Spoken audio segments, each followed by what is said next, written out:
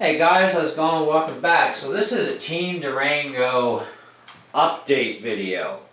I've had this thing for a while. A lot of you know I got this on a trade deal from the tank. I've been monkeying around a little bit with this thing. I actually tried a brushed motor in it. Been going through the machine. I actually ended up throwing on some tracks of shocks on the back because one of the original shocks, the adjuster wasn't functioning at all on the one shock, and I was like, how am I going to get this fixed? But I did finally actually get it apart, and it runs smooth as glass now, so everything's fine again. So I guess I'll be putting these shocks back on. Take my tracks of shocks off because I can actually use them somewhere else. But I thought I'd give you guys a little bit of an update because it's been a while since I shot the video on this of, you know, the trade deal, blah, blah, blah. I haven't really done much with the truck, to be honest. I just, right now I don't have the money to do it, you know, and I have so many projects I need to get done this year that I want to do that I think are a little bit more important, that those are coming first. And so this truck is still just sitting and collecting dust, and it's probably going to be staying this way for probably a while. I mean, this is a race truck, so I don't want to put it together to bash it. Okay, it's not a basher, it's a race truck. And that's the way I deal with things. So I'd like to try maybe getting into racing, which is part of the reason why I wanted to get this thing. And I've been also looking at, you know, what's it going to cost me to do this up, you know, to just go completely 100% stock again versus some, you know, light upgrades that really should be done, you know, type of thing. And I'm kind of like, howie, you know, because it kind of reminds me of my low seat I had, you know. It's like, you know, some of the parts are cheap, but some of them are like, oh my god. And this one, most of the parts are kind of like an, oh my god, you know. And because I do need quite a few parts for this thing that we're missing. And that's fine, you know, I knew what I was getting into and I'm okay with that, right? But it's going to be a long-term project. Depending on how things go, I might have this thing ready for the track for next summer, you know. I might just not even bother, I don't know.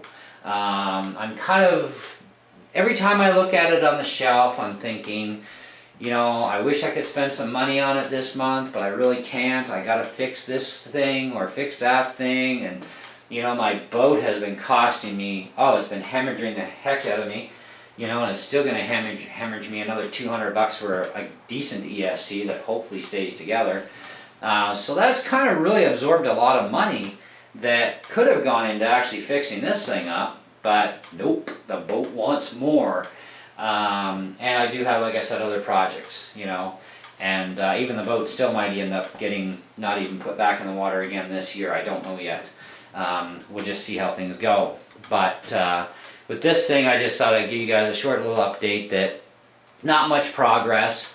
You know, I did get it running on a brushed motor, drove it around a little bit in the outside, and not bad. You know, brushed motor kind of sucks though. You really have to have brushless, guys. I mean, brushless kind of rules. You know, there's nothing beats a brushless machine.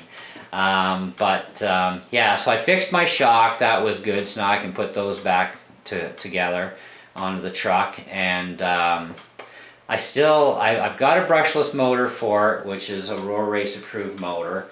You know, so I'm just gonna have to get a speed controller for it. I'm gonna have to get, oh wow, a bunch of stuff really. I need a back bumper, I need to get a battery tray, tie downs, like all the nuts and stuff. I need actually new hex hubs for the front because these ones are actually too small for the wheels, which is why I've had such a problem with the front wheels to try getting them off, and that was a bugger. I did manage to get one of them out so far. But I gotta do that. I need new, this thing uses like a long pin system in these type of things. They're not your standard hex hubs that you'd think about.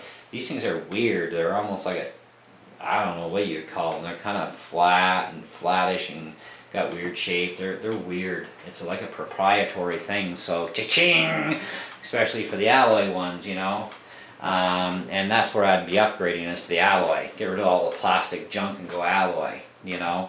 Same as the rims and tires. That's something I'm gonna probably want to change that over to a different rim and tire that's, you know, stronger, maybe alloy rims, new tires, or keep these on. Who knows?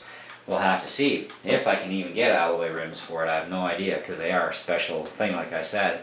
You know, I may be able to convert stuff, but I want to try and keep it stock. That's the thing, you know, because I want to be able to race this thing if I decide to do it. Yeah, so that's kind of where things are sitting with this truck. You know, it's just kind of still collecting dust. You know, because I kind of figured, like, down the road somebody's going to mention, hey, what's the story on your Team Durango, man? It's like, well, here's the story. And so the next time you'll hear about this Team Durango will be either my final decision on what's going to happen with it, if anything at all, or you will see it back up and running and ready to rock for next year. But it will not be this year, that's for sure. So maybe we'll have another update eventually, you know, by next year for it. So anyways, guys, just a little update for you. Thanks for watching. Catch you on the next one.